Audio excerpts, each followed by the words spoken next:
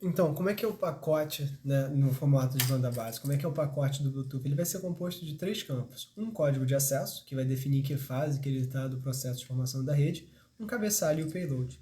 Em relação ao código de acesso, ele pode ser de três tipos. Channel Access Code, caracteriza o canal usado numa Piconet, ou seja, o identificador de uma Piconet. O DAC, Device Access Code, usado para formar uma conexão, né? E o IAC, que é Inquiry Access Code, que é para a gente começar a trabalhar no formato padrão de uma Piconet. Ou seja, cada um deles está relacionado a um dos estágios que eu estou na formação de uma Piconet. O CAC, quando a rede já está estabelecida. O DAC, quando eu já sei quem é o mestre, mas eu não estabeleci uma conexão. O IAC, quando eu não sei nem se eu vou ser mestre ou se eu vou ser escravo. Tá? Então, o cabeçalho vai ser dividido em AMR e ADDR, né? O endereço ativo dele, ou seja, tem 3 bits e por isso que eu só posso ter 8 elementos numa rede, sendo 0 broadcast ou o endereço do mestre, ou seja, o mestre é considerado broadcast. Né? O tipo de pacote, né? O flow, mecanismo de controle de fluxo, né, de um PIC, e o ARC-RQN é o mecanismo de confirmação para tráfego assíncrono, né? Ou a gente pode pensar um mecanismo de ARC de um bit. Se vocês viram o livro do Kuroso na seção de TCP e UDP, vocês vão ver que existem várias evoluções até que a gente faça o controle de fluxo do TCP. Essa aqui é uma delas que não foi usada no TCP, mas olha só que interessante, está sendo usada aqui no Bluetooth. Um número de sequência, que é a numeração sequencial entre 0 e 1, e um REC, que é um código de detecção de erro para o cabeçalho. Os tipos de pacotes podem ser um pacote ID, identificação, um Ruby POL ou um FHS. Dentro dos pacotes de voz eu vou ter diferentes formatos de tráfego, né, com diferentes tamanhos de mensagem, e pacotes de dados que eu vou ter o DM e o DH, que o DM vai vir do mestre e o DH dos escravos.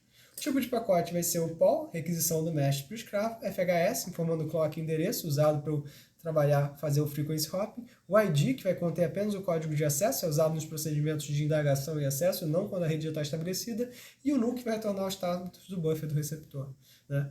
O payload ele vai ser usado apenas para tráfego ACL, tráfego assíncrono ou assíncrono. Né? O cabeçalho do payload vai identificar o canal lógico que eu estou, ou em qual pedaço da pilha de protocolo que eu estou. 11 vai usar para mensagem da LMP, 10 mensagem da L2CAP, 10 continuação de mensagem de CAP na fragmentação, e flow, controle de fluxo da camada L2CAP. Ou seja, eu formo a mensagem na camada física, mas é na camada MAC que essa mensagem é interpretada. Tá? Então, o tamanho dos dados vai ser excluído no cabeçalho, e o payload, o body dos dados, e um CRC. Ou seja, eu tenho 2 níveis de conserto da minha informação.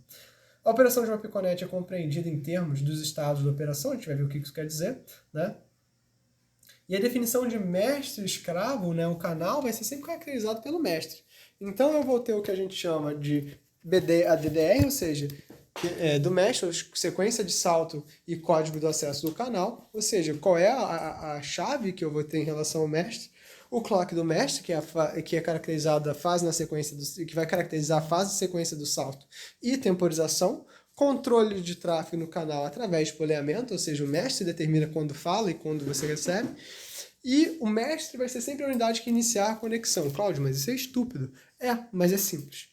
Né? Então, o mestre e os escravos podem ser unidades idênticas, né, em termos de vista de recursos, mas referindo sempre ao protocolo no canal. O papel de mestre e escravo pode ser mudado após a Piconet ter sido estabelecida. Cláudio, quer dizer que meu teclado pode ser mestre em relação ao meu computador? Normalmente não, porque o seu computador é que, em geral, vai estar estabelecendo um processo de comunicação e no firmware do seu teclado ele vai esperar isso passivamente.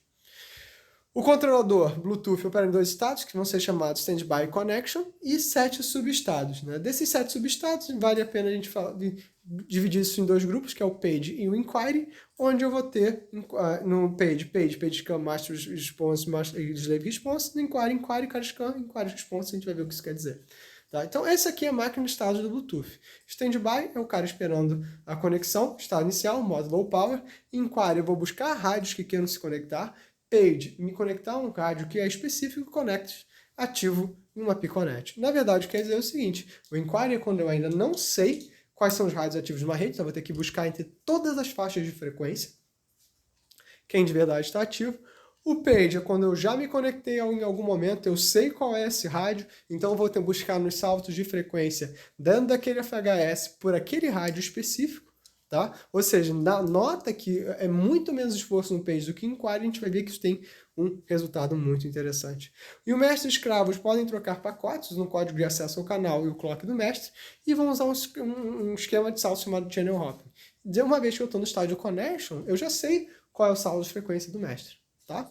Então, uma vez que eu estou em connection, beleza. O antes é que é complicado.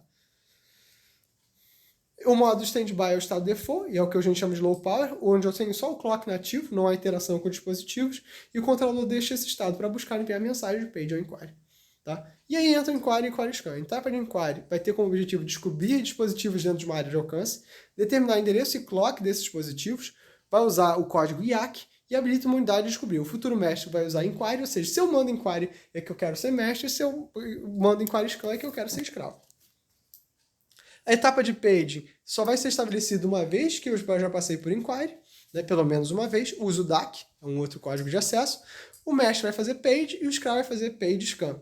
Tá? Se nada é conhecido sobre o dispositivo remoto, eu vou usar inquiry, fazer inquiry page. Se eu já conheço alguns detalhes, eu faço só page. É por isso que você conecta seu teclado Bluetooth tão rápido quando você já fez isso uma vez, mas a primeira vez é um tormento de Satanás. Então, a etapa de inquiry, o nó do estado inquiry vai fazer o broadcast do pacote ID, contendo o código de acesso de inquiry, usando uma frequência específica de hop do inquiry. Então, ou seja, cara, mas essa sequência pode dar colisão com as outras sequências? Pode. Mas você não vai fazer isso, né? Você vai buscar isso fazer. O nó no estado inquiry scan vai receber o pacote ID, vai passar para o estado de inquiry response e vai enviar um pacote de FHS fornecendo seu endereço e clock. E ambos vão passar para a segunda etapa, chamada de paging. A etapa de paging, o mestre vai querer se conectar com o escravo. O escravo vai poder acordar periodicamente em page scan e o mestre vai transmitir repetidamente DAC em diferentes canais. O problema é que os clocks não vão ser sincronizados, então o mestre não sabe quando o escravo acorda em que frequência.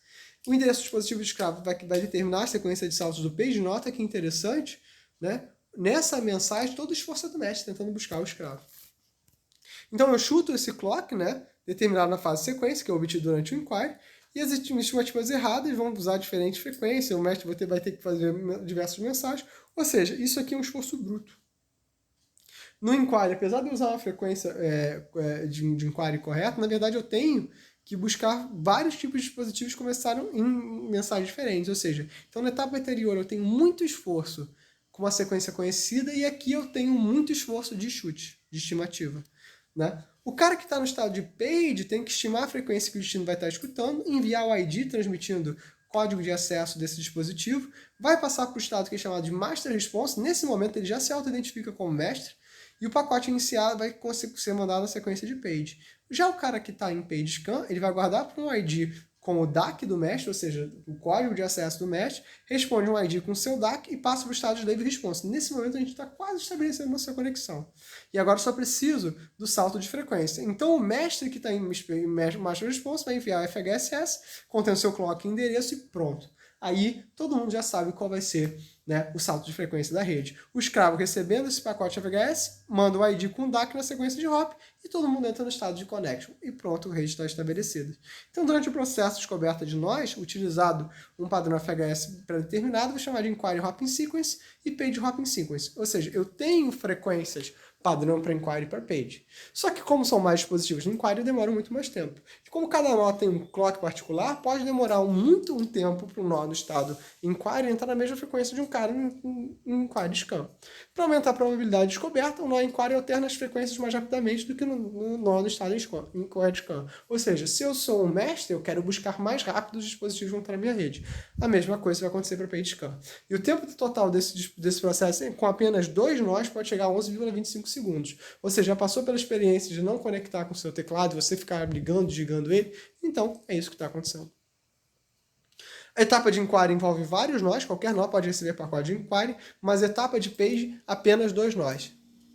Ou seja, aqui eu estou querendo estabelecer a minha rede, aqui eu já estou querendo estabelecer a relação, no paging eu já estou querendo estabelecer a relação entre mestre e escravo. Então, no inquiry eu já descobri o cara que é o meu potencial, quem podem ser meus potenciais escravos. Então, é todo o esforço do mestre para capturar esses caras. Então, a formação de uma Piconet envolve uma etapa de inquiry para todo mundo, mas várias etapas de page individuais. Então, é claro que o inquiry demora muito mais. Então, né, o inquiry é responsável pela maior parte do tempo, pois na etapa de page eu já sei o clock e o MAC do outro nó. Então aqui é um exemplo mais que a gente vai tentar fazer um pouco mais claro, né? Onde eu tenho o rádio do mestre e o rádio do escravo. Né? O mestre vai usar a frequência de hopping do sequence. Os dois estão em estado de standby. Vou determinar se tem algum rádio próximo e descobrir o endereço. E vou iniciar uma conexão request mandando meu ID através do IAC, né? Uma vez que eu recebi o inquiry, eu vou passar para o inquiry response substate. Vou mandar o meu FHS com o DAC. Só que aqui, nesse exemplo em particular, o mestre não respondeu. E olha só que treta, ficou sem.